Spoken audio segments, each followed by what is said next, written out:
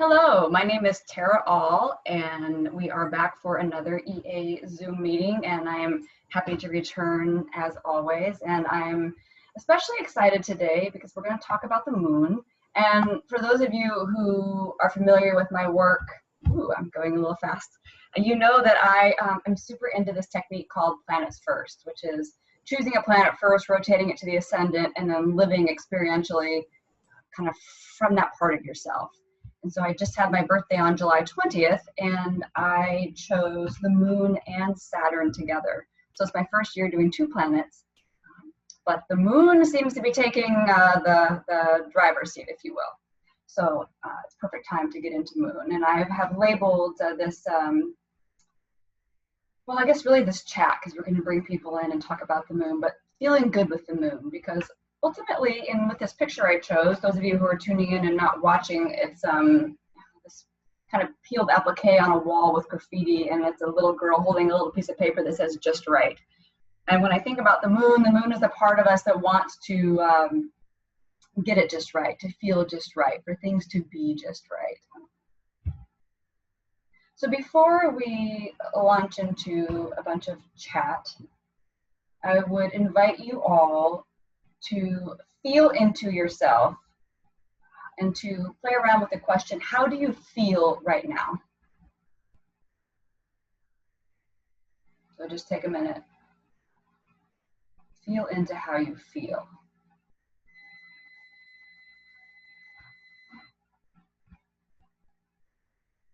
So you can continue to do it or break away from it and go back to your mind. Maybe you never left your mind.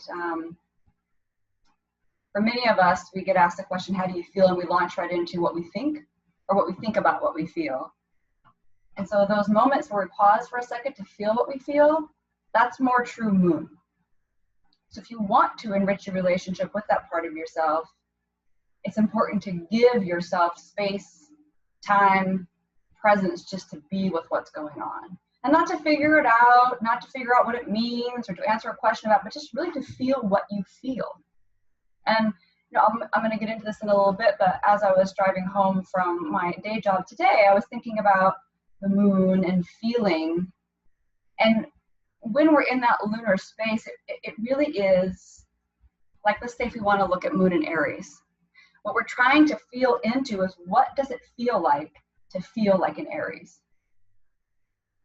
Not what does it mean, not what does it look like, although all those things can help, but it's to be in the moon zone is to feel what it feels like. It's part of what the moon does, one of the gifts of the moon. But I jump ahead a little bit, but I just put that out there so you can be sitting with that a little bit. So continue on with this, how do we feel right now? And then my next question is, do you feel good most days? You know, would you consider yourself to be like, you know, I'm feeling pretty good? I was talking to a friend of mine a number of years ago, an astrologer named Larry Martin, and he asked me, he said, are you doing your sun at the expense of your moon? And I thought about that, and I had been. I had been for a huge portion of my life. Now that doesn't mean I wasn't doing my moon. Of course I was doing a version of my moon. But it's easy to identify with that solar purpose represented by the sun and our sense of purpose, and to kind of run with it at the expense of the moon. And so what I really am hoping to do today for myself and for anyone else who's interested is to tap into a little bit more of how we can give ourselves, I guess, full permission to be our moon, to be with that part of ourselves, because I do think it is the key in some respects to everything. And we'll touch into that more here. Okay. So my belief is, in evolutionary astrology, we look at the moon as the ego in this lifetime. So if your moon is the you, being the, for example, the Tara that I am in this lifetime, the moon is representing how I live life. So it's interesting, right? So a lot of the other planets, like Mercury, might show how I think about life, how I communicate. Venus might talk about how I receive things, or how I love, the art of love, how I find harmony and balance, what makes me comfortable. Jupiter could be my beliefs about life. But the moon is really how I'm living my life. The moon is the most personal, not true planet. We call it a planet, luminary. But as far as those bodies we deal with in the sky, when it comes to the way we practice astrology, the moon is the most personal it gets. It represents you in this lifetime, how you actually live life, and your body. So the moon is water, and our bodies are mostly water. We're mostly moon. So it's interesting how many times we like to, step past the ego, which really means stepping past the moon, which at least in my understanding, is almost to try to bypass the whole experience we're having here. And I'm realizing the older I get, into my mid-40s, that more than getting somewhere, I want to have my experience. And that'd be a whole lot longer conversation about what that means for me and what changes, it's brought up, but truly moon is key to that. And moon also represents your feelings, the inner you. So happy moon is magic. It's funny, we talk a lot about moon magic and the magic of the moon, and there's a lot of ways to take that. But in my mind, when we take the moon and use it as a reflection, as a part of our psyche, a part of who we are, happy moon is magic because we feel fed and full. We feel well nurtured. Not just that we ate a meal that worked well for us, which is part of it, but in general, we feel satiated. We feel that we're getting what we need. And happy moon, feelings flow. We don't get overly stuck in feelings, and at the same time, we don't drown being overwhelmed in them.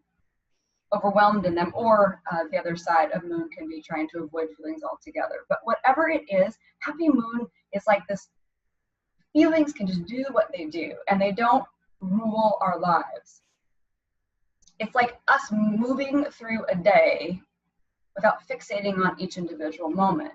And a happy moon, you feel like living. You enjoy the mystery of not just the greater ideas of life, but your own mystery. The mystery of who you are and how you're unfolding and what you're made of and what you can do. And certainly with the moon, you then tap into our psychic abilities and abilities for empathy, all of these pieces with the moon, right? There's an excitement of, I enjoy unraveling the mystery of myself. And with a happy moon, your heart and soul are in it. Whatever you're doing, it's like it comes from the heart. Your needs are being met. You belong. And the sense of belonging, with the moon ruling Cancer, we talk about family and belonging, but it doesn't, of course, it includes our ancestral lineage, but it also is just the people with whom we feel we belong, or wherever it is we feel we belong. But a happy moon belongs. It's like you get up in the morning, and even if you don't know where things are going to go, and maybe things are, you've got troubles to deal with or whatnot, but you feel like you belong on this planet doing your thing. And a happy moon means your history doesn't define your present or your future. See, the moon has a lot to do with memory, and the moon holds all, that memory, and not just from this lifetime, but from past lifetimes, the moon holds memories. And so when moon can flow, those memories don't become like a point of, what would I say? They don't become like a crutch that we make everything else fall after. It's like they can flow and we can remember, but we still can stay present. And happy moon, you have a strong and stable sense of your inner self. And sometimes we call that the lunar landscape, right? But the psychological depths, all the feelings, all that's kind of in your guts and in your bones, but all that stuff that's in you, that emotional soul quality, you feel strong and stable about it. And maybe more than anything, you feel at home in yourself. You lose the dependency on something outside of you to ensure that you belong and that you're okay and that you have a home. And then you become, like a crab in a shell that can move along and always carry its home with it. One of the gifts of the moon and the sign Cancer that it rules. So just for a brief moment, I want us to remember the moon in the sky. Astronomy is not my strong suit, but I like to remind myself of what is actually going on because I think it's important. if we're looking at astrology planets as reflections, then it's good to know what the planet's actually doing. So the moon is the closest astronomical body to Earth, and we all know that the moon's gravity pulls our oceans. That's why we have tides. And this tidal friction is caused by the moon. It's actually what slows the Earth's rotation. So it's the only reason why we have 24-hour days. So it's kind of a funny thing to think about, right? That the only reason why we have time in the way that we know it as a 24-hour day is because the moon slowing us down. And without the moon, our days would be 6 to 8 hours long, and we'd have more than 1,000 days in a year. And the external force of the moon, it actually stabilizes. So the Earth is at a 23.5-degree tilt, and the moon is what stabilizes this, holds it at that tilt, which prevents all kinds of shifts. So without the moon, we wouldn't have any seasons at all. Or at best, we would be like Uranus that rolls through space, and we would roll on our side, and we'd have these insanely extreme seasons. So it's interesting to think that the moon, we associate it with a women's menstrual cycle. We associate it with all the phases and cycles when we use astrology. But truly on our planet, the moon regulates our cycles. From the 24-hour day to the seasons. So this is, why I emphasize that the personal quality of the moon, physically and metaphysically. So with the moon, we're getting personal. And I can't remember which astrologer said it. It might be Mark Jones, but I could be wrong about that. Someone talks about if you can be a moon whisperer. If you can whisper to someone's moon, that's your in. If you can whisper to someone's moon, they will receive you. And moon, when we look at moon by progressions and transits and things, the moon shows us what we're open to receive. In the natal chart as well, but especially when we see it moving through time. So if you catch the pulse of the moon, you're tuned into the person. And this especially goes back to saying that the moon is how we're living life. It's who we are in this lifetime, or how we're living who we are. I don't know that anything defines who we are. I don't think that's even definable. So what's more personal than feelings? Or the desires of your heart? Or the things that happen in your family? And this is the domain of the moon. Really personal stuff. The moon is psychic and intuitive. So when someone says, I just have a hunch, I felt it in my bones, my blood is starting to boil, all these kinds of things, that's moon. And the moon is linked to ancestral memory. So some of these things that comes out in, that we feel in our bones, for example, it's passed down through generations. But the moon holds wisdom of ancestral lineage. And the more comfortable you are in your own moon and being at home with yourself, the more you're then able to tap into those resources without having issues around them, right? Because the moon so many times shows the issues we have with how we were brought up, with our connections, and sometimes disconnections, with the very people who made us and birthed us and our whole lines. But it goes beyond that. It goes further back, and the moon is one tool to use, if that interests you. In the tarot, the High Priestess is the card that is associated with the moon, and she is tuned into inner wisdom and intuition.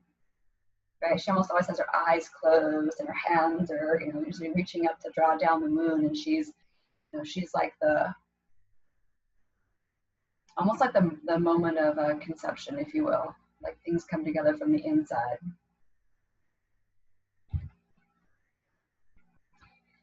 And I wanted to include a quote from a Cancer moon-esque individual. So I chose Chris Cornell, who was born on July 20th, which is my birthday, which gives me an extra affinity for his, what I would call poetry in his music. And this quote is, "Come on, moonchild, you're so far away tonight. The door is falling open and we're flying wild. Come on, moonflower, you're so far away from now. You could bloom forever in the hour." I think if you just feel into that, anyone who has that strong moon quality, there is a sense of mystery. You know, time almost warps. And it's interesting because with the moon representing how we're living life now, it has this strong, strong tether to anywhere but now. It's an interesting alchemy of energies, if you will. So I want to talk about first moon by element. So even if you didn't, delve in by sign, and I actually think that I find a lot of usefulness in backing up sometimes and just saying, okay, let's not go so deep. Let's look more at the surface, which actually gives us the ability to add more depth. And there's a great book called The Luminaries by Liz Green and Howard Sesportis that I have referenced a lot in the past. So I give them credit to this overall information on this particular slide. They talk about fiery moons, airy moons, earthy moons, and watery moons. And fiery moons are wild and untamed. So if you've got Aries, Leo, or Sagittarius, you are a fiery moon. And if you want to expand this out and you're more experienced with astrology, if you've got a moon in aspect to a fiery planet, that also adds this element. There's lots of ways you can, extend this signature, but you don't have to go so far. You can start simple. So a fiery moon needs to feel special. There's a quality with a fiery moon that needs to feel like they're on this mythological journey, and they are the hero of that journey. In other words, life needs to feel like a mythical journey. It's unhappy to a fiery moon to just be relegated to a boring, plain, mundane existence. Fiery moons need something more exciting that points out how they are special. So they want an exemption from normal human limits. So if you have a fire moon, pay attention to that. Sometimes it serves you, and sometimes it will actually be a hindrance. Fiery moons are imaginative and creative. So let's move to the earthy moons. Earthy moons, Taurus, Virgo, and Capricorn, physical and body needs are really important, right? Earthy moons are essential. Touch will matter. Food will matter. Pleasant physical surroundings matter. Money matters. Material security. So there's always this strong need with an earthy moon to have physical satisfaction and pleasure. And when we know that the strong earth signs, that's important to them. Really important, meaning, here's the thing. And as I'm going through all of this, one question, not just asking yourself, am I feeding my moon, but am I starving my moon?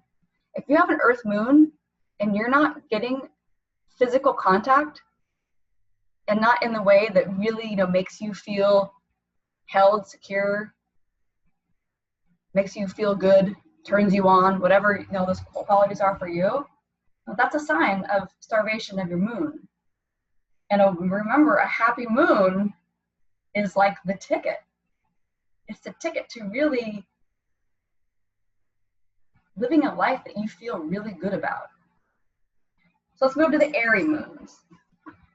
So we're into Gemini, Libra, and Aquarius land here. And it's interesting, one thing I would say about airy moons, they tend to think about how they're feeling their feelings. So you can get into conversations, right, with an airy moon, and they will tell you all about their feelings, but you can kind of feel they're not actually down in those feelings. So there can certainly be an element of almost attachment from feelings. Doesn't mean they're not feeling. It just means the way that they are dealing with them is in a less direct way. Airy moons are independent, and they actually resist too much emotion or rigidity. It's air. It wants to rise and move and float between things. It doesn't want to be dragged down. Take an airy moon and put it with a Scorpio moon, for example, and you'll see what I mean. It doesn't want to go to the dark side. It doesn't want to go there. Or the deep side, and I don't mean dark in a negative way. I'm just saying it wants to stay up and free agent almost, to move around. Airy moons need to communicate. They need breathing room, and they need clarity. And then lastly, the watery moons are Cancer and Scorpio and Pisces. They need emotional responses. They need to feel they're being felt, and they need to feel you. A watery moon is all about feeling. And that will be a rising need, ongoing forever. And if you know it and you feed it, man, you can be just in tune, empathic, a great healer. But when you're not feeding it and in tune and having healthy boundaries around it, it can drag you away and down because it's sensitive. Watery moon is sensitive. So they need to merge with others when there's a watery moon, and they can be very emotionally demanding. And whether that is just aggressively or passive aggressively depends on a lot of other signatures in the chart. But there's an emotional demanding nature to a watery moon. They need a lot. And they usually know they need a lot. And there's nothing wrong with needing a lot emotionally. It's about how you own it and ask for it and get it and how you can be more objective about it. It's actually a very beautiful thing. It's just that I find with water in general that it runs this fine line between this healthy, beautiful expression and then a much more immature expression. And it's just because it's the nature of emotion. And I think that's about it. Yes, they need you to feel them, which I already said. Cool. Okay, so I was having this conversation. It was actually a fantastic conversation. There's a gentleman named Ashwin Balaji, and he has a podcast called Celestial Vibes. And he and I were having a chat on evolutionary astrology. He is in India, and his aim is to introduce more Western astrology over to the Eastern side. And he feels like evolutionary astrology is the most natural fit to be introduced and used there more. And so we had this great conversation, and I've not studied Vedic astrology, so I'm absolutely not an expert in Eastern astrology. I'm not even like a beginner. I'm a pretty much know almost nothing. And so we were talking about the moon, and he says, oh, well, in Vedic astrology, the moon is the mind. And I'd heard that before. That wasn't news to me. But then I asked the question, okay, so if the moon is the mind, then what is Mercury? And he says, well, I guess I would say that Mercury is presence of mind. And I said, okay, well, if the moon is mind and Mercury is presence of mind, then Mercury is presence of moon. And we kind of had this amazing conversation where we think about intelligence, and not all of us, but many of us, raised in the standard Western way, we think of intelligence as being up in our heads, right? But the real intelligence is the heart. And so that is making more sense to me, how it will affect, my beliefs and anything, I don't know. But what I can say is the moon, if we think of the moon as the heart's mind, I feel like a spaciousness. And I want us, when we play with the moon today and going forward, and in my year with moon first, to have more spaciousness. I want more room to let the wisdom of my mind in my heart unfold. So think of the moon in some ways as your security meter, right? And the security meter is always running. And we always have a need to feel safe. And I don't mean safety here just in I'm safe to cross the street or I'm safe from violence. I mean this overall feeling that I'm safe. And with the moon in particular, although the physical things do come into play, it's emotionally safe. I'm safe to be me. I'm safe to express me. I'm safe in this environment. I will get what I need. It's like the bigger definition of safety. And there always is going to be a part of us that is a child. And that security meter is always going to run. So think about it this way. If you feed the meter, think about it. I just got a parking ticket last weekend, right? If you feed the meter, you don't have to pay a fine.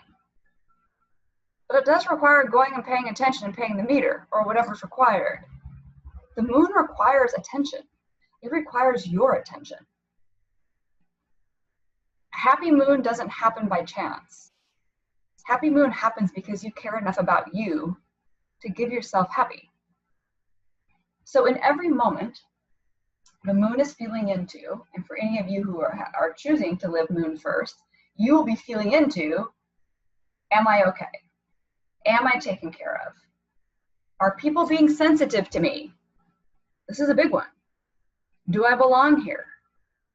Are people feeling me? You know, do my feelings matter here is another one.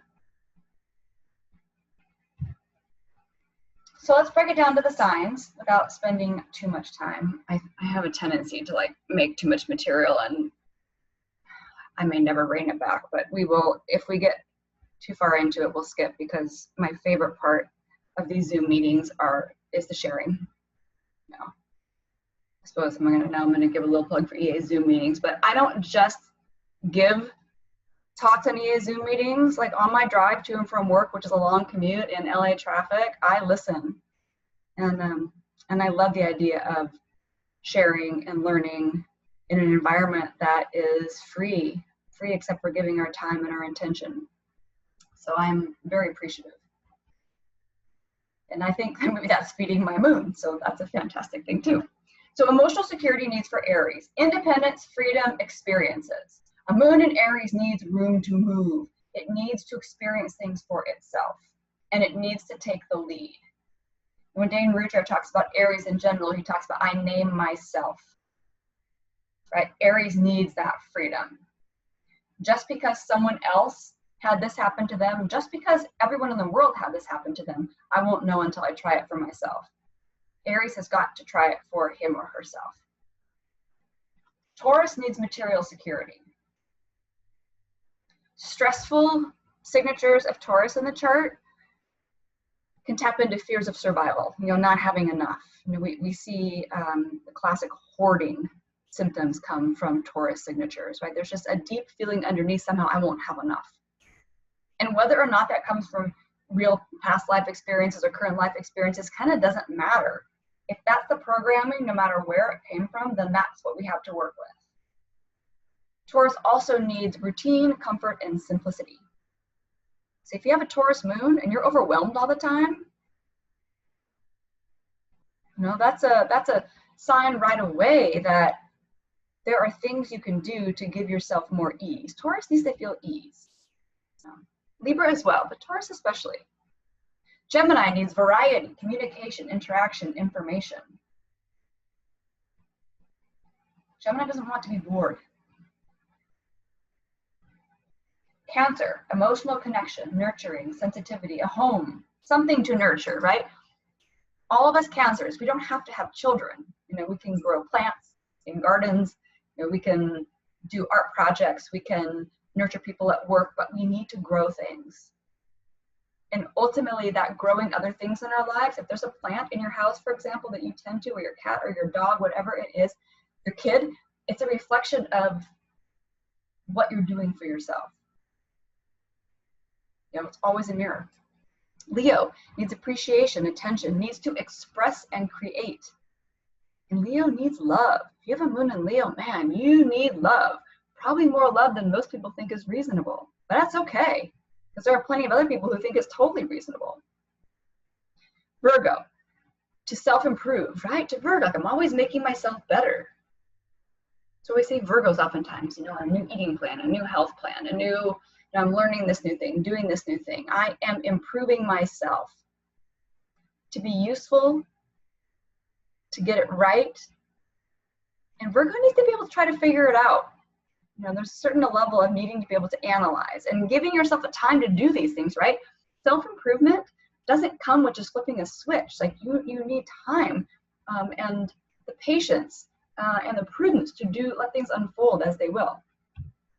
Libra needs relationships, harmony, beauty, partnership. Scorpio, control, power, intimacy, to go deep and to push your limits. A Scorpio living a simple life with no deep conversations, nothing that pushes them to the boundaries of what's uncomfortable, nothing that gets beneath the surface. It's not likely to be a happy moon. Might be willing to accept it, but it's going to come at a cost, because Scorpio forever needs to die and be reborn.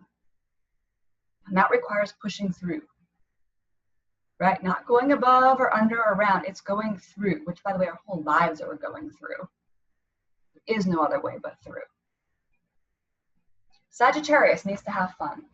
If you have a moon in Sagittarius and you're not having fun, and fun can be defined any way you want to define it. So fun is not just, go out and party all the time. But if you're not having fun, something to notice. Exploration. Sag needs to find the truth, and not just the truth, but his or her own truth. Needs greater meaning. So usually for Sag, just means going beyond what I was born into, going beyond what I know, going to foreign places, studying foreign things, getting into areas that show me a different way, so that I can then really organically decide, based on my experience, what I believe in. Capricorn needs to feel successful. And that doesn't have to be running a business, right? Capricorn needs to feel that it has taken responsibility and is accountable for something and is successful at achieving its goals. You can do that a million different ways. Capricorn also needs respect. We talked about Leo, needing love. Well, Capricorn needs respect. And Nalbandian used to always say, Leo would rather have love than respect, and Capricorn would rather be respected than be loved. So when you start to play with these things and feel, within yourself, you start to realize, well, geez, what really does feed me? Is it this? Is it that? Maybe it's both. You have a combination signature. None of us is one thing. Capricorn moon also on some level needs structure, rules, and safety. There's, behind Capricorn moon, part of the safety is knowing that there's someone in charge, whether it's you or someone else. Both Capricorn and Cancer are comfortable with a hierarchy. They don't do as well on equals. They like knowing who's in charge of this and who's reporting to this. Like knowing your place makes you feel comfortable. Aquarius needs individuality and collective purpose, unconventionality. And Aquarius moon also needs some detachment. It needs to not be just pushed down deep into emotions. It needs some room, to step back. So to push an Aquarius moon into, deep dissection of feelings in the moment is probably not going to go very well.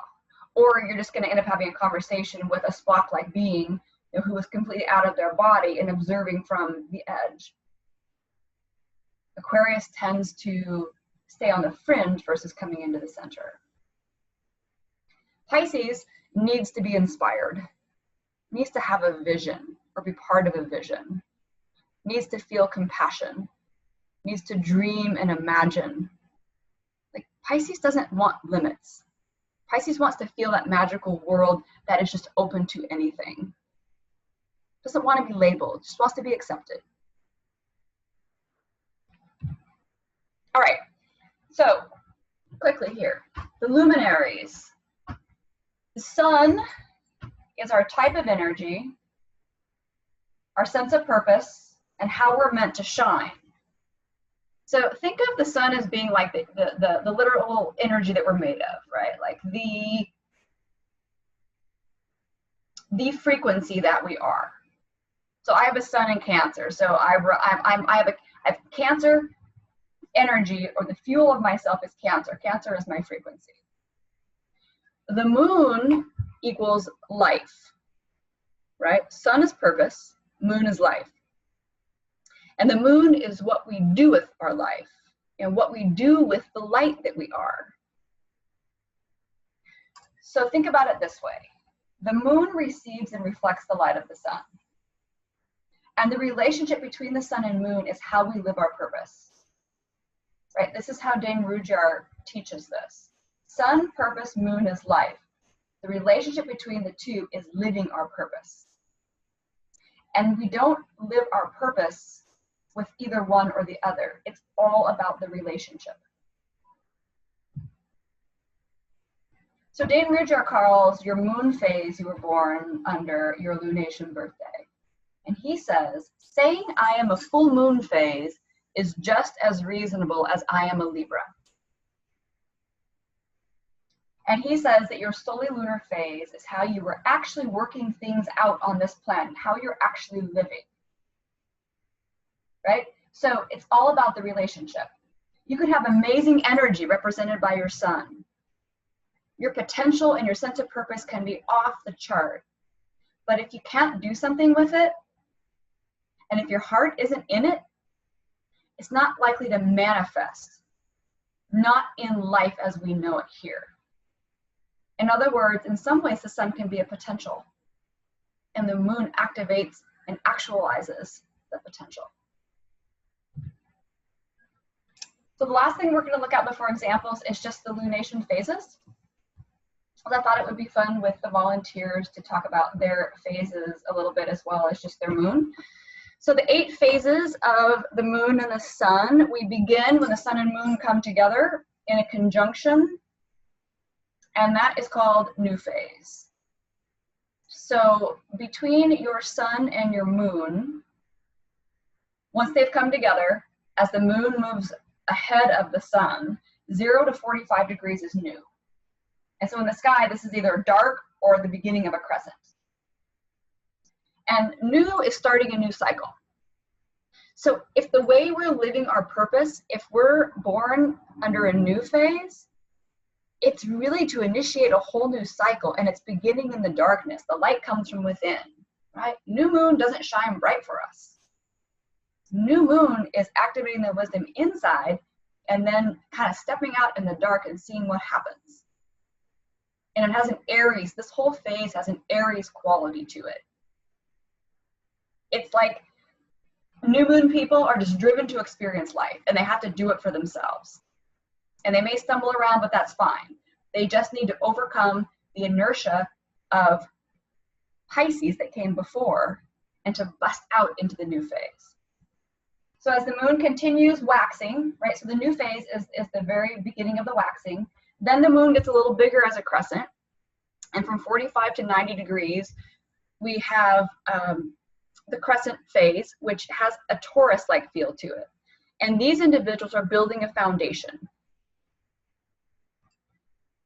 They're finally struggling with this new thing they've started, and they're trying to actually recognize the value and do something with it. There can be huge amounts of collapsing and having depression around this time, because this is when you have to actually start doing the work. And you have to actually work hard to make it happen, and the tendency to want to just fall back is strong. So it takes a strong determination of Taurus to keep on foot by foot, step by step going forward. Because the new challenges the old, and the old keeps challenging the new. But there is great potential to overcome obstacles. A lot of tension power in this phase. And then first quarter, which is the waxing half moon, 90 degrees to 135 degrees. This is a Leo quality. You take your show on the road. So you built the foundation, and now you just try it out. Test that thing out. Laura Nalbandian teaches this as the crisis in action phase, because you got to try it, but it doesn't always work. So like Leo, you jump out on the stage, may or may not be well received, but it's subjective, right? It's subjective. You need to give it a try. And then the gibbous phase, which is the last of the waxing phases, is 135 to 180 degrees, and this has a Virgo flavor. So anyone born under a gibbous moon, there's a feeling of overcoming. In other words, this is the last phase before the full moon. If you think about it this way, if at the new moon you set intentions, and if at the full moon you manifest your intentions, the gibbous phase is the last chance to do any tweaks, to make any adjustments before the final product is unveiled. If you were to liken this to a big piece of art, right? You would initiate the idea at new phase. At gibbous, you'd be doing the final last touches and tweaks, because right when the moon is full, you would unveil it at the gallery opening. Okay, so gibbous has like this, it can be uncomfortable, it's a struggle to let go of criticism, feeling like we didn't do it well enough. There are reactions to the phase before where we just tried it and it didn't work, and we say, oh my God, what have I done? And so there's a stepping back to fine tune. Like we expect with Virgo, right? It's also a beautiful phase of perfection. And I don't mean as in getting things perfect in the traditional way, but I mean of like, you know, crafting that to be the most beautiful thing that you can. And then we come to the full moon. 180 degrees to 225 degrees, the result of the whole waxing cycle is here. Whatever you made is now visible, whether you like it or not. If you are into progressions, and if you're right now, if your sun moon phase is full phase, this is where you're at in your life. Literally, you're seeing the results of your work, which is a cool thing to know because you can kind of back off on thinking you need to push something new forward. You can finally realize, wow, I made it. And then now there's a whole different series that comes after I made it, which we'll talk about here. But at the full phase, you look to the outside world, right? Full moon is a Libra quality. We see everything through the mirror. So even though it's our results, we tend to see what other people are doing and saying, and we tend to not recognize it as ourselves. So projection is a big part here. It's the beginning of consciousness in the light. Everything before this, from Nu through Gibbous, was in the subjective realm of awareness. You know, I see it from my own world, from my own perspective. Full phase for the first time, oh my God, I see it from someone else's perspective. You know, I'm having a conversation with Tim and I recognize for the first time how what's actually going on for Tim and not just how what we're talking about affects me, right? So there can be some shocks with the full moon, with the full phase. And then we come to the disseminating phase, 225 degrees to 270 degrees. And this basically, some people call it the waning gibbous. It's a big blob in the other direction as the moon is waning. And this has a Capricorn feel, although I always weave some Scorpio Sag in with it. But ultimately, it's about disseminating whatever you made. That thing you manifested, whatever you're birthing in your life, right? The full moon is a birth of something. You now are going to make it useful to society. How are you going to work within the rules, Capricorn, to share that wisdom? And this reaches the maximum growth point. So it's finding your position in society and then taking your gifts, if you will, the same thing as whatever you're manifesting. If you look at it this way, it would be yourself. And then contributing towards the collective vision. The final two, last quarter, which is the waning half moon, 270 to 315 degrees. This is the crisis in consciousness. So the first quarter moon, the waxing half moon, was crisis in action. Right? It's a crisis because I just act without thinking. This, the waning half moon, is a crisis in consciousness, which is I've come all this way and there's this level of, oh shit. You know, I suddenly understand what those results really meant. I suddenly recognize what impact that really had.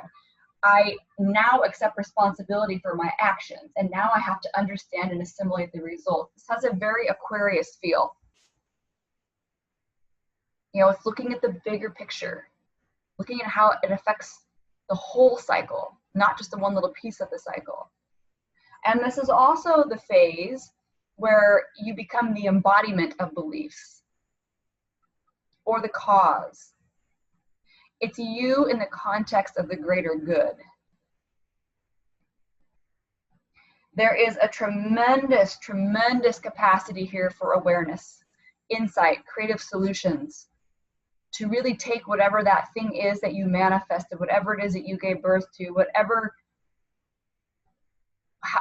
words you like around that, and to really, truly realize what it means and give it as a gift to yourself and to everyone and everything. And then the final phase, balsamic, which is the waning crescent, which we sometimes call the dying moon, the releasing phase.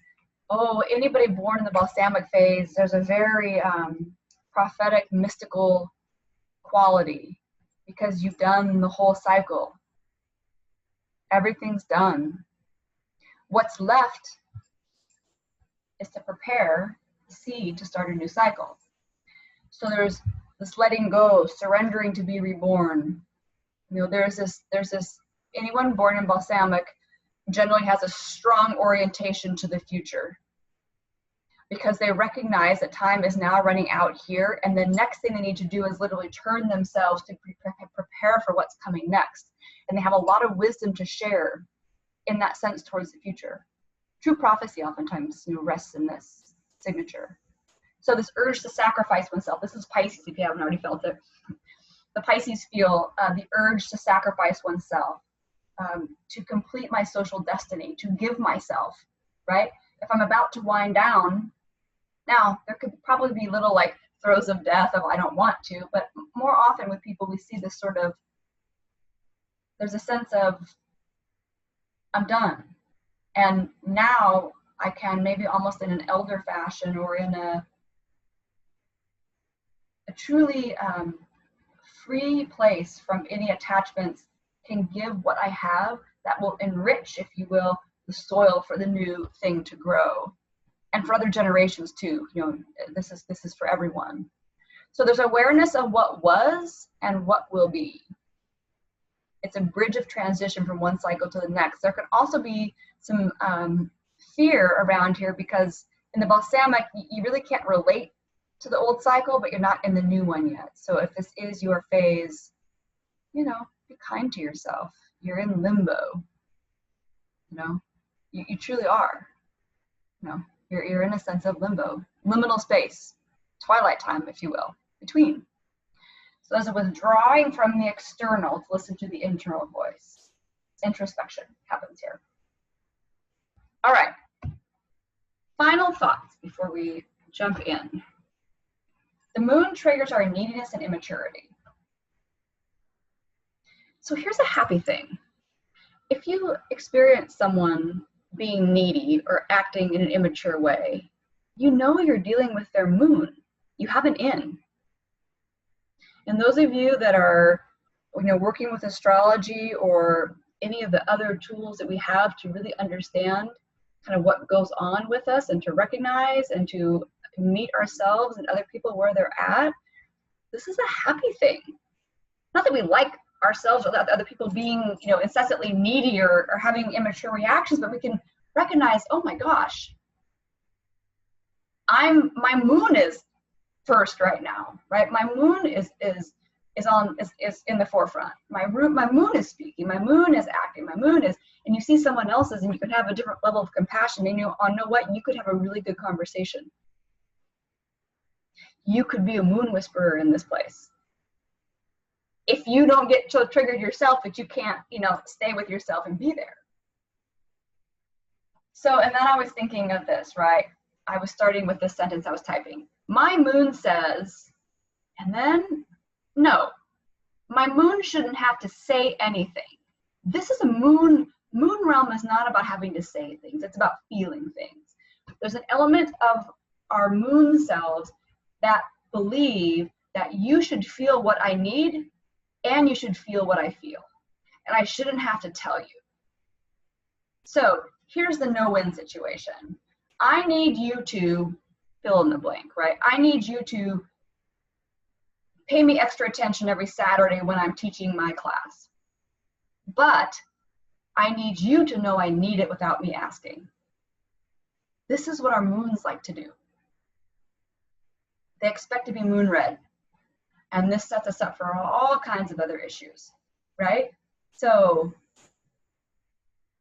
sometimes people will feel what we need and will feel what we feel. Other times we need to step up and share it. That's part of having a healthy, happy moon. Moon is mystery, and we love the mystery. But at the same time, right, you should figure me out. So when we know that and embrace that, it can almost be, I don't mean laughing like what a good time I'm having, but when I get triggered, for example, with my partner, and I got a moon in Leo conjunct Mars, so I get triggered all the time. Even when I'm reacting, there's a part of me that knows this is what I'm doing. And I can recognize it in him, and I can recognize it in people at work, and I can recognize it all over the place. And it helps me to make choices that bring stability back to that moon. And again, the sooner I get my moon back to homeostasis, happy, my life is just better. So that's it for slides, let's jump in with Dawn.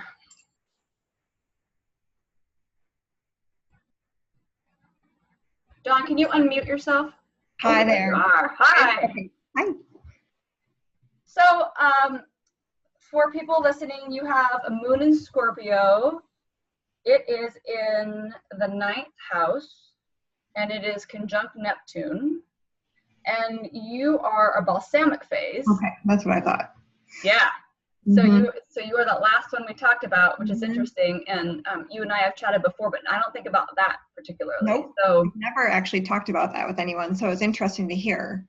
yeah. So I would love, I guess I would love first for you, if there's anything jumping out at you to share.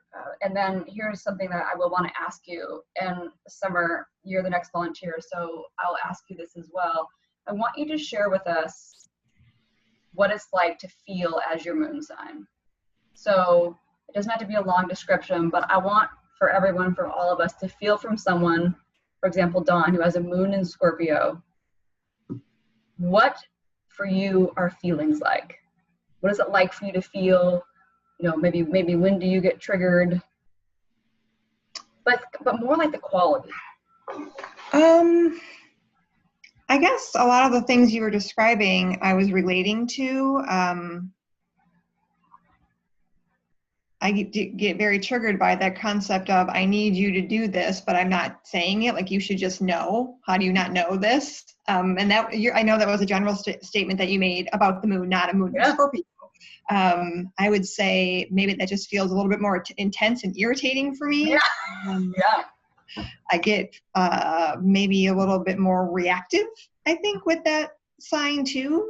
And it's such a deep emotional piece. So I feel that. And you had also said that there's an irritation with neediness. I don't feel needy. I get irritated when other people are needy. So I don't know what that's about. Same thing. It's always okay. By the way, anything I said any one way, flip side of the coin will be, you know, it's like working with a polarity. It's just the opposite side of the same spectrum of energy. Okay. So yeah, same deal. Yeah, I think that I get overwhelmed easy. Yes, that's an awesome Scorpio word. Okay, I get overwhelmed, and I don't know if that is connected to the concept of, I hate to say being psychic, but being psychic in the sense of feeling energy a lot around me and kind of sensing a little bit of people's shadow side, and maybe they don't know what they're doing, but I feel like I do. You know, not saying I don't project sometimes, but I feel like I pick up the underneath a lot. And so that becomes overwhelming to me because I feel like I kind of feel it all, and then it's hard to separate it out. And all this is going on internally. There's no dialogue happening about it. And then it's an overwhelming situation.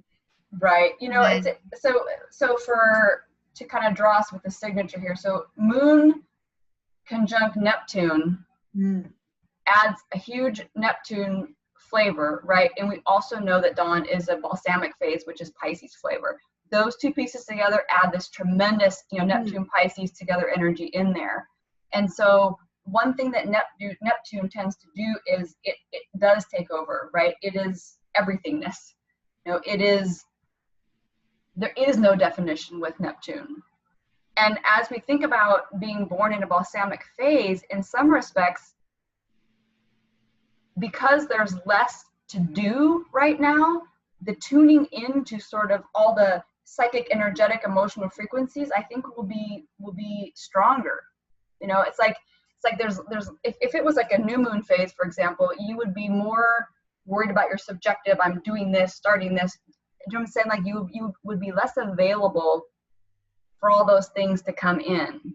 And so I would be curious with you. I know also, you know, your North Node is in Sagittarius, right? And the moon is in the 9th house. So Sagittarius is a strong, you have a sun in Sagittarius. This idea of trusting your intuition.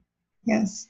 It's a big deal for you. And balsamic phase means these signatures aren't new. You know, this is, you know, you've been going around the whole merry-go-round, right? It's at the point of,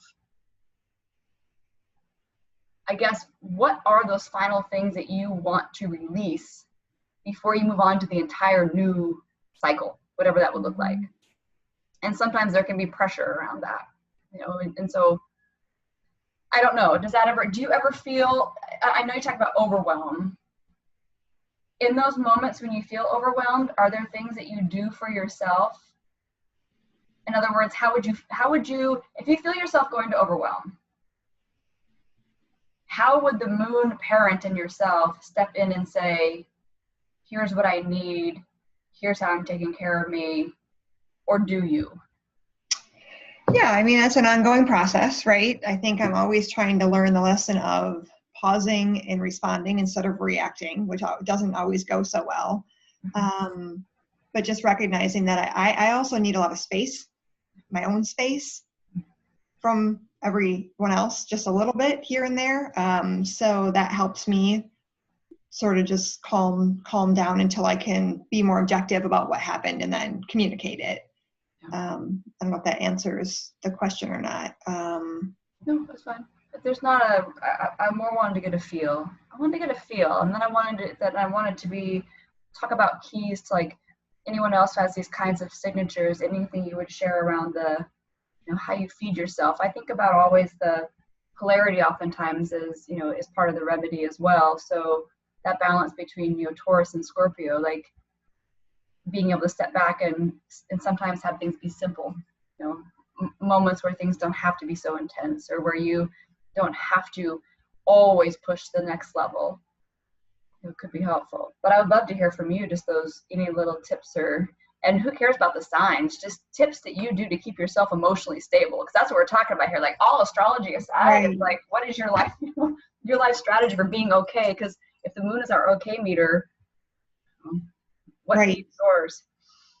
Well, I think that also with the Taurus polarity, for me, I like to be in nature a lot. I mean, it really grounds me, calms me down. I love that. I take really good care of myself in general. I have a good routine with working out and how I eat, and, in that way. So I guess I feed myself in that way, but I also am fed by the Scorpio piece, I think, with connecting with people, which is sort of ironic if I'm having this rub with what I pick up from others, but I also do crave a deep connection with people. So not so much on the surface. I recognize the Scorpio piece of wanting to connect and let's talk about stuff that matters, not just the day and the weather and, so that feeds me, making that deep connection. Yeah. I'd imagine that with a strong Sagittarius signature, which is, it's not just intuition, it's also like finding your truth, and what you believe in. And also I think about Sagittarius always is having your experience. It's those of us who have South Node in Gemini, which, I'm in the same boat with you, we come from a lot of programming of intellectualizing our experience, like figuring it out, researching it, writing it down, I'll tell you my story, right? Sagittarius is about having your experience. And I think that when I think about that sun and moon working together in that balsamic phase with Scorpio moon and a Sag sun, it's interesting because Sagittarius can be this buoyant, positive, uplifting sign. Not always, it has its swings. Yes. But I think in some respects, in order to find that point of truth, in order to have that moment of experience, the Scorpio moon is necessary, because you have to get into the water. And that's a very Scorpio thing, right? It's like that experience can't happen on the shore. You have to go in. And for you, you're and even being in balsamic phase, like that's surrendering to the ocean even. So you have got these themes of not, I will lose myself in here, right? But while you maintain your own sense of self, your stability, it's at the same time saying, but I'm going to be willing to jump full in. And that's the thing that Gemini oftentimes Gemini has never wanted to pick a path, Right. Well, I'm still there. I mean, we may have talked about that. I feel like I'm always doing that, the discovery and the learning and studying astrology and learning about me and, being able to take that plunge to sharing and working with other people. But I do also feel stuck where I don't crave intense experiences. Like maybe it's a Scorpio quality. I think that's a more fearful thing for me. So I'm not sure what other signatures might contribute to that. As you were describing the balsamic phase, some of that I was like, I don't know about surrendering, not something I'm great at. I'm more of a doer. Let's, take action towards something. But I do also feel the in-between, that limbo. So I think that's where I feel like I'm teetering, a foot in both worlds, that kind of feeling. And I think that staying safe and going out there, that kind of, and I need to know more to move forward, that kind of thing. So. Yeah. And with Pluto in the 8th house, right? That Pluto in the 8th house is attraction repulsion. So there is this element of, I like to go deep, I don't want to go deep, right? I want to rip the scab off, I don't want to see that disgusting thing. The polarity point is the 2nd house. So it's not just that your moon's polarity is in Taurus, the Pluto polarity point is the 2nd house. And that really speaks to this coming to this stable place of simplicity. And I think part of this, Dawn, and I would, it's interesting because, we would first maybe look at this chart and see it as someone who's on this massive, go out and do this exploration. And it's true, and it's true on some level, but I would say in some respects, you've already done a lot of the work. In fact, because you have a balsamic phase especially, you've done most of the work of this cycle. There's actually less for you to do than you think you need to do. And when you let yourself off that hook, that surrender will be easier. Right. The permission for that, right. I mean, all your 10th house, yes, it's about taking it out there in the world, but it's not it's not creating something new. I mean, for those of you who can't see Dawn's chart, most everything is above the horizon, and to me, which has a lot to do with going out there and giving those things out into the world. There is and back to that 2nd house signature, by the way, Mars and Chiron sit in the 2nd house. So we know that the moon's polarity point ties into all these pieces. And in some ways, Taurus is the key. And what is Taurus ultimately? To embody who I am with ease and simplicity. So Taurus, even though it is willing to work hard, it's not a frantic worker. It's like it allows itself to kind of drop into density. And then it picks and chooses what it does only when that will really have an important outcome, when it's really of value. It is the antidote to the Scorpio. I have to forever tear apart the layers and go in and go in and go in. My suggestion would just be to play around with the thought that you've already gone deep into the mine and found the diamond. Yeah, I was going to say that would have to be an active choice to consider that, living that concept. As opposed to, I think what I am more aware of living is the Saturn in the 4th opposing my Sun in the 10th. Like I feel that again, it's that balance between staying, home and safe to what I know versus going out into the unknown for expansion in the world. So that's what I feel more. But if I continue to learn, then I'll be okay, then I'll be okay to move forward. But you're saying because that's the false sense of safety. That's the South Node. Right. South Node in Gemini conjunct Saturn. The false sense of safety is if I'm responsible enough and learn enough and get more information, I will be okay. Yes. Right. And there's nothing wrong with that. It's from an evolutionary astrology perspective, it worked great in the past, right? It's why you're here today. You're alive to talk about it. You're going through your stuff. So there's nothing wrong with that. It's just that across the way, we have a North Node in Sag conjunct the Sun. And that Sun is in 29 degrees Sagittarius, which means, again, that's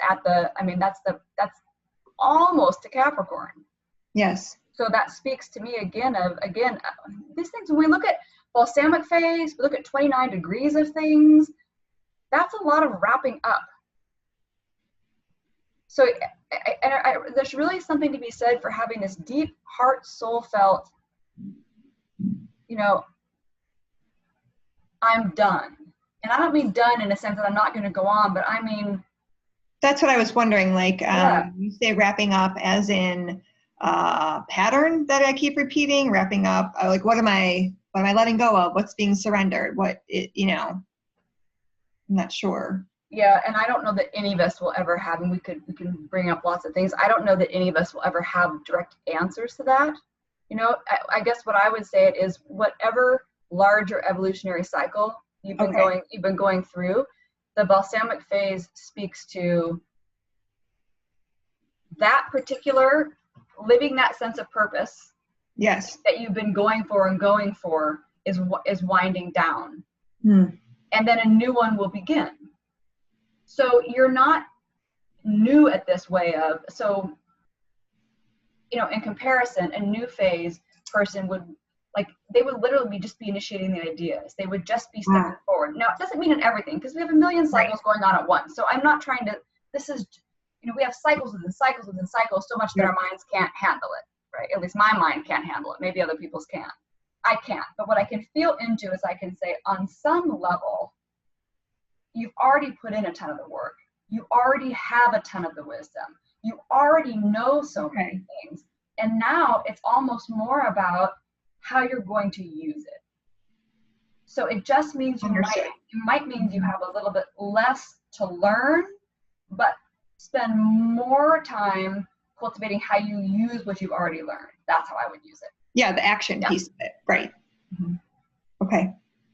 And maybe in that Scorpio, for example, and I'm not saying you're not, I mean, Scorpio moon's always going to need to feed itself by going deep into your psyche, you know, and facing those darker corners and really confronting, you know, your edges and dealing with your desires and obsessions and kind of all those deep pieces.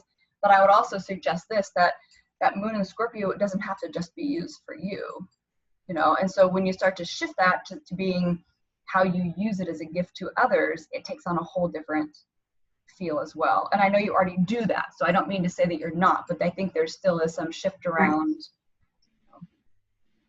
just how you use the energy truly. Right. I mean, what is a happy Scorpio moon? You know, there's this huge spectrum of what that looks like, and part of a happy Scorpio moon would be psychoanalyzing things on some That's level. what I was going to say. You mean from like a counseling or you know, perspective of absolutely helping people read their own shadows and that sort of. It's in the ninth house. You help people. You help people reconnect with their own truth that's hidden deep inside of them. Yes. You know, but I think but the way you would do it, for example, that's kind of what still, you know, how you put all the pieces together. I mean, that's something you'll have to just, you know, live out and try. Yes.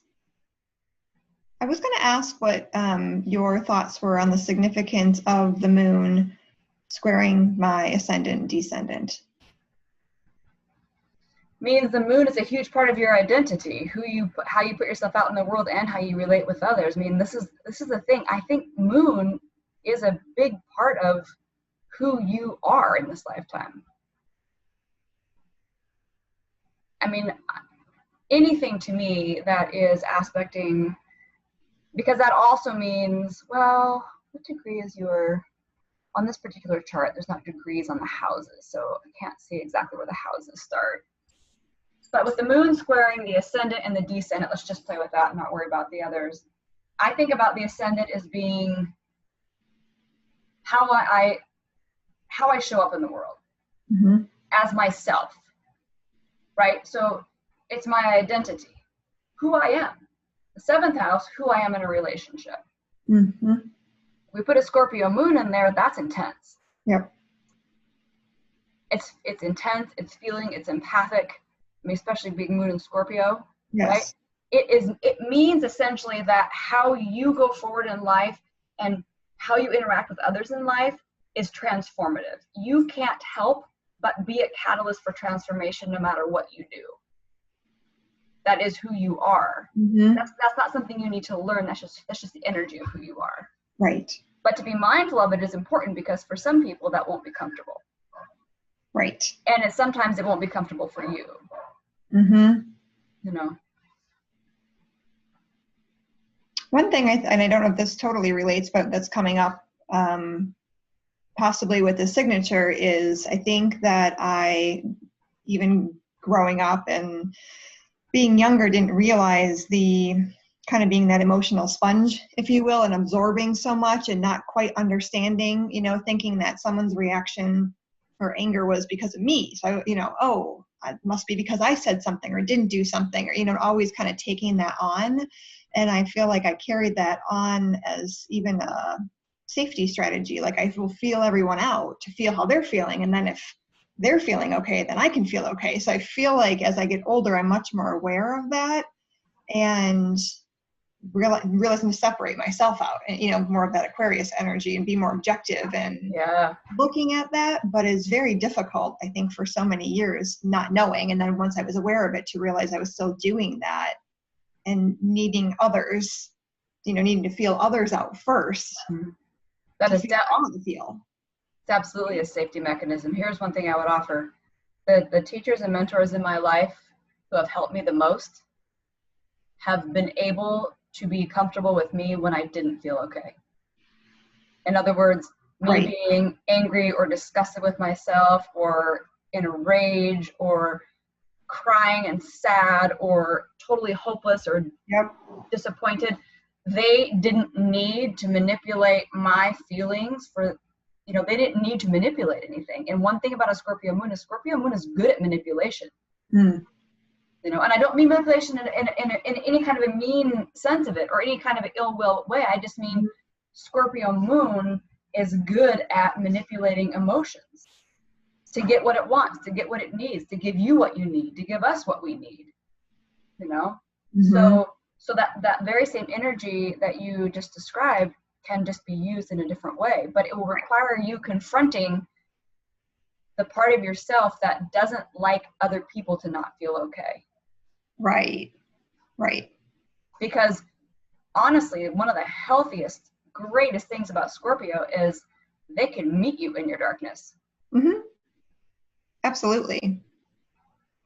And so I think that's and it's interesting, and it may actually, and I think some of this is the Neptune coming in, because Neptune, you know, it really does want to ease the suffering of souls, right? So Neptune doesn't want someone, the part of us that is Neptune, like that there is a part that wants to heal, you know, and to save. There could be a savior piece of it. And this is just changing the story to say, what does it mean? So you can't save anyone else ever.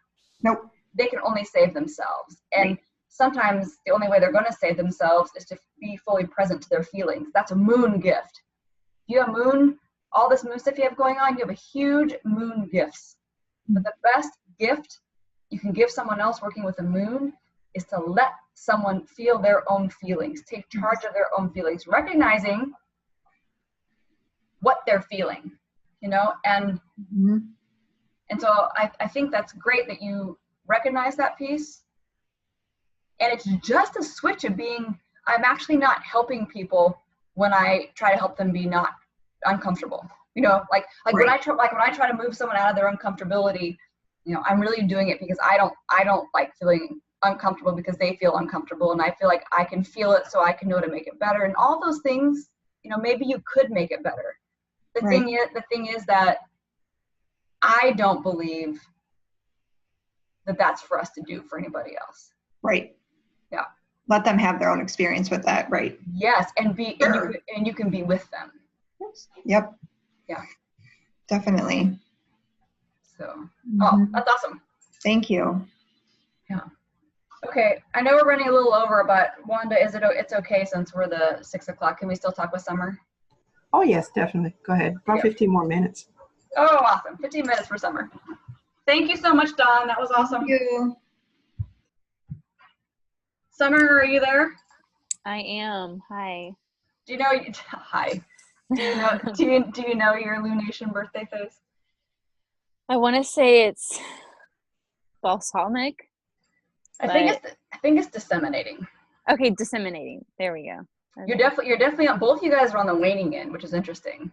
I know. But you're not as far along. You're definitely at the point of how you're going to make use of it in the world. You know, contributing to society. That it's the whole, like, I have my little thing here. It's like disseminating is demonstrating. You actually demonstrate what you've learned, and this whole idea of, you know, it's a Capricorn flavor, so it's this feel of I've got to work within the rules of society, right? Which sometimes sucks anyways. I got to work within these rules to like make what I have to offer useful. So, not always an easy thing to do, but this is in some ways the sharing wisdom phase. Think about how Capricorn can be, the wise elder. Capricorn has in my mind, I don't think about Capricorn climbing the mountain. I always think of Sag climbing the mountain, right? And I think about Capricorn as being at the top and then coming down to bring that whatever it is, to bring the accumulation or the pinnacle, whatever was reached, to then bring it down and offer it to society, which is one reason why I think Capricorn has such a heavy feeling of responsibility in general.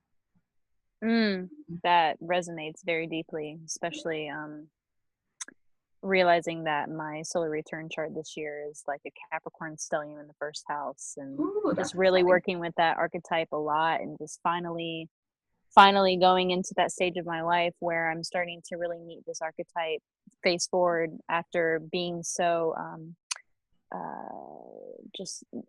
didn't really have an opinion of it, to be honest with you. I remember I would just like try to resonate with Capricorn, and I really couldn't until this part of my life. That would make sense with Neptune in the 10th house in Capricorn. Right? It's like Neptune doesn't need, that's like, it's so funny, like wherever Neptune is, I always feel like it's like this big giant fog, it's like you can never see it clearly.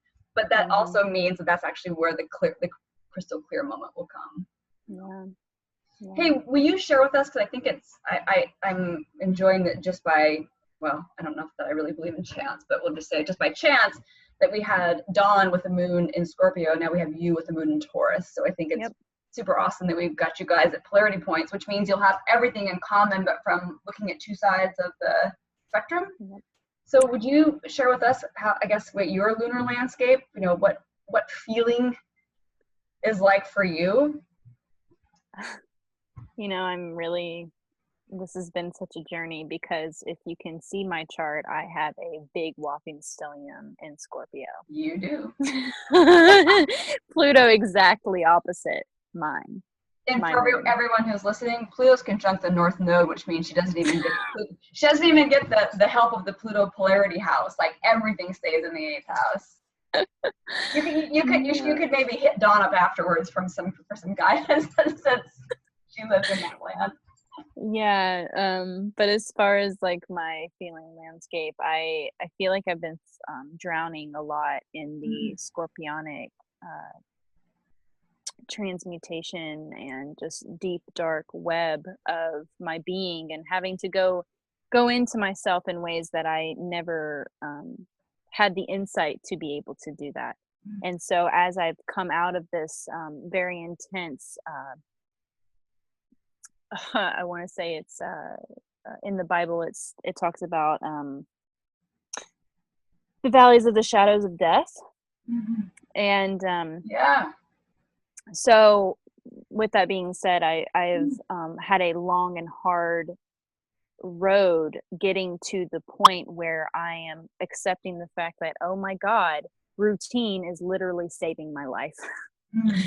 Healthy routine and discipline, and that's your moon in Taurus. Yeah, exactly. My moon is finally breathing.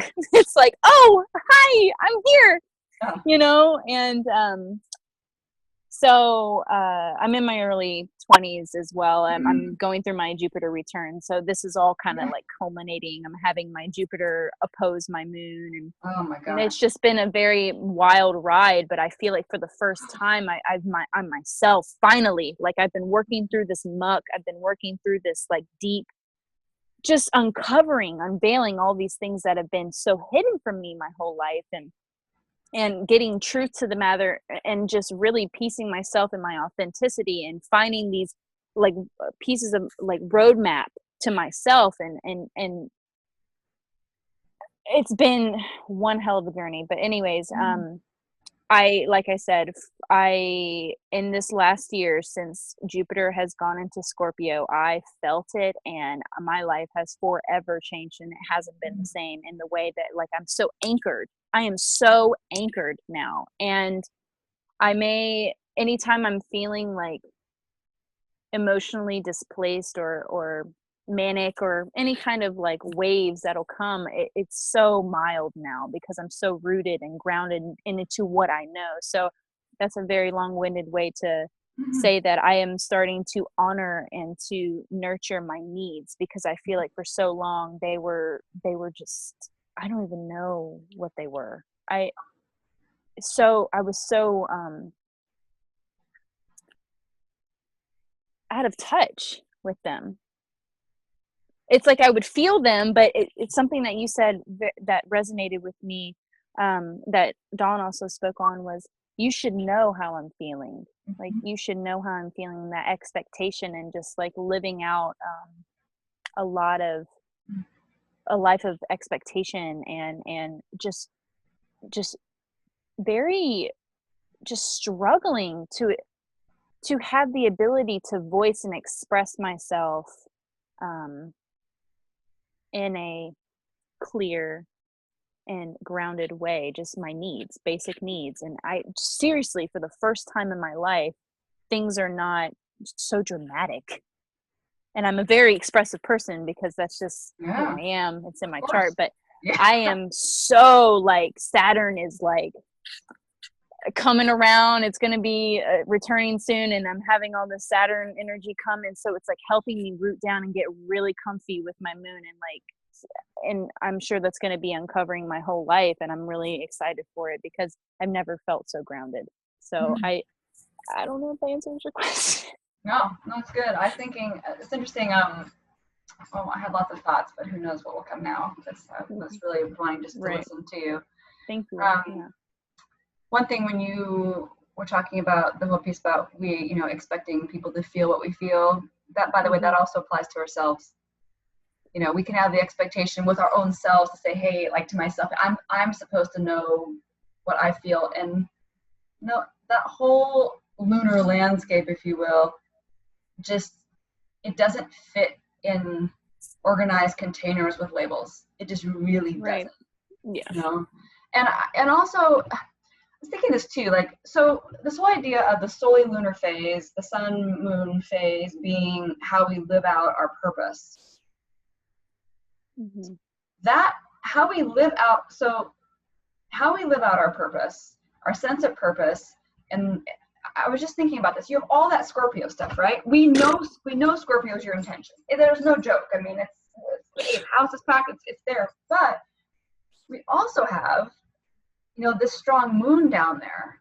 And so I would say, in order, and this would be just, this is my opinion, but in order to successfully, and not that even you could, there's no way, sometimes I hate words, there's no way to not be successful, but I mean, I say that phrase you just said like every day. Yeah. Every day of my life.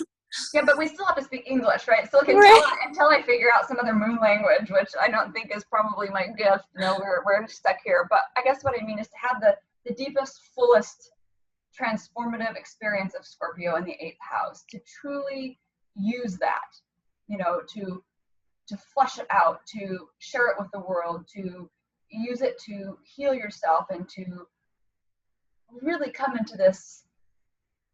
I mean, one word I use for Scorpio is rejuvenation and regeneration, right? There's this idea of like coming into this, like coming alive, right?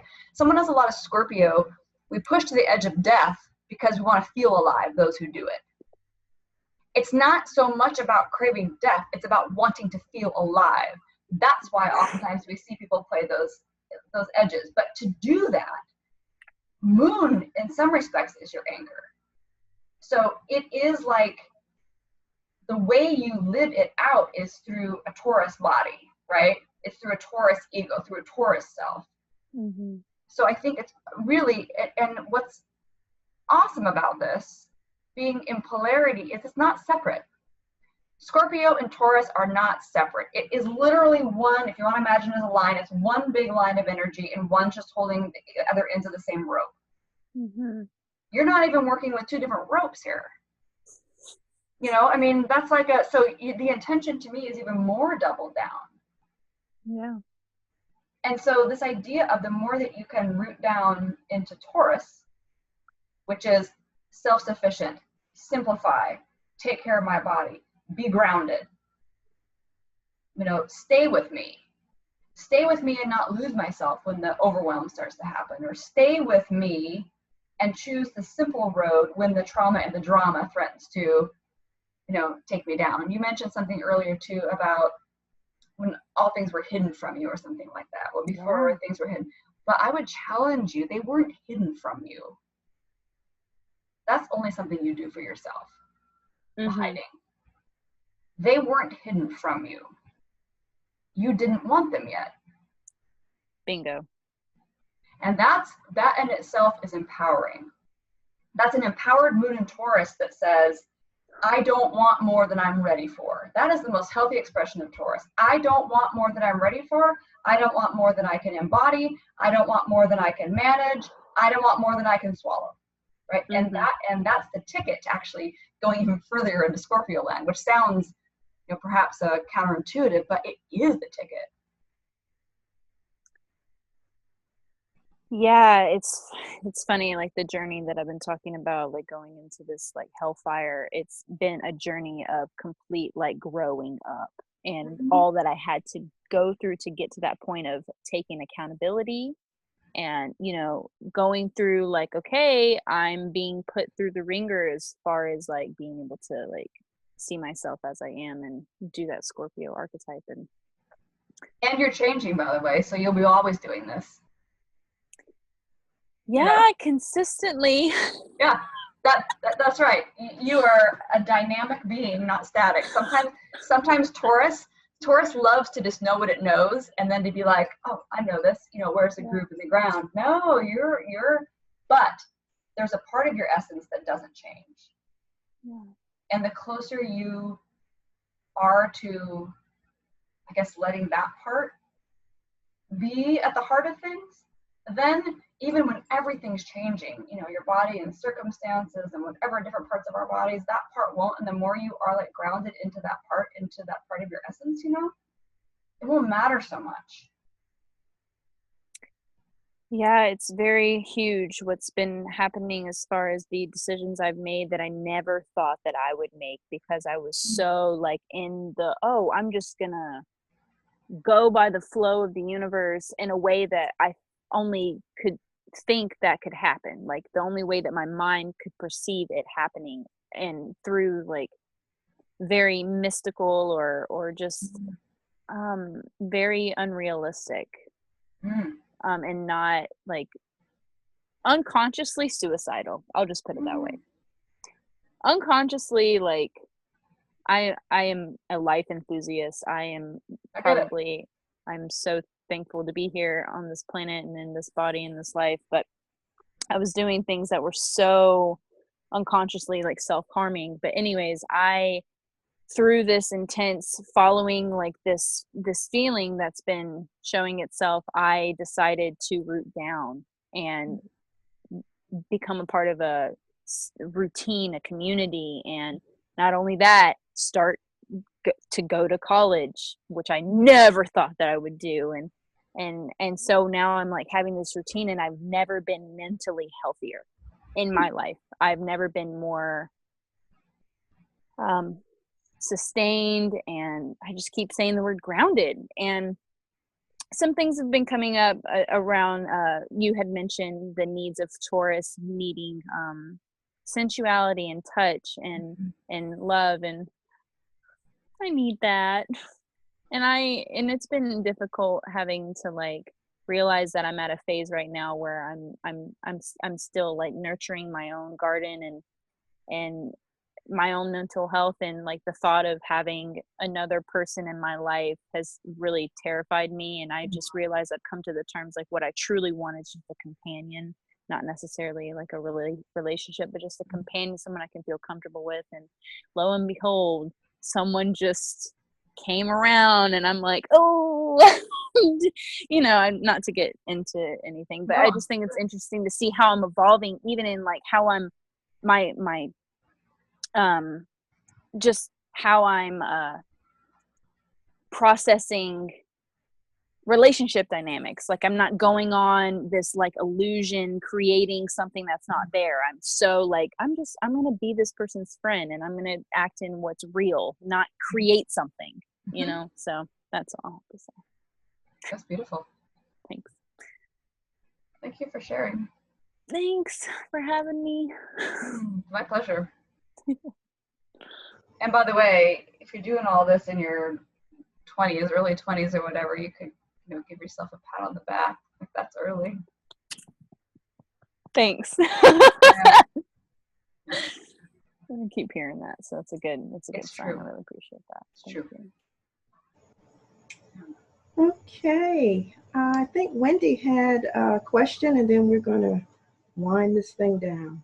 Okay. Wendy, go ahead, please.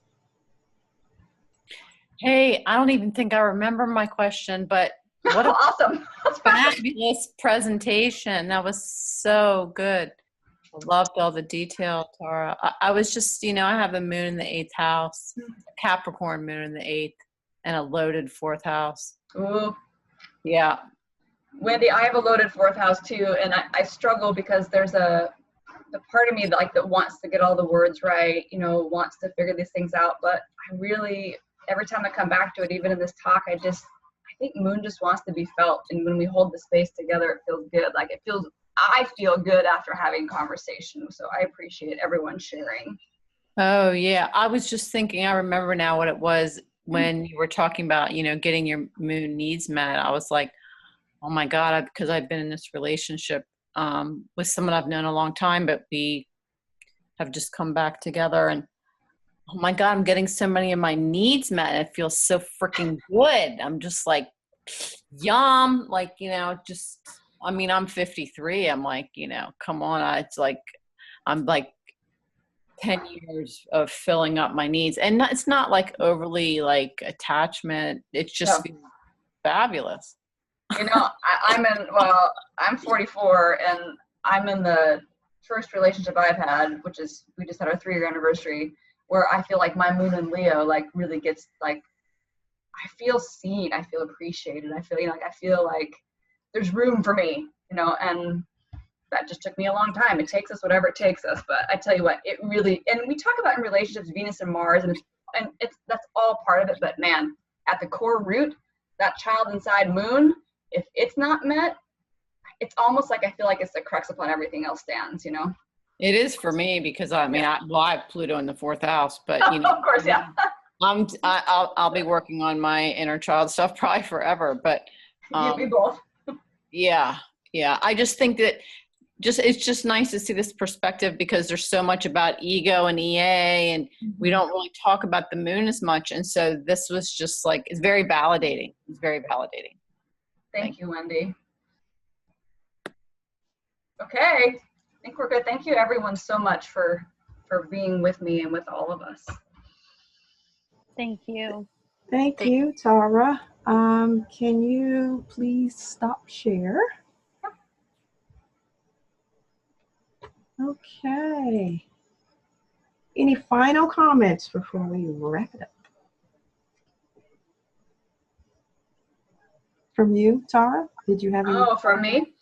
No, I feel good. My moon feels very satisfied, so that's great. Thank you, Wanda. I'm a Leo moon just like you, so thank you so much for this presentation. I can't wait to sit down and relook at it again. Okay. Thank you. That brings us to the end of the meeting. Would you all please thank Tara all for this wonderful, wonderful presentation. Thank you, Tara. Thank Thank you. you so much. Really for having me. You're wonderful. Thank you, God. Bye. Bye. Bye.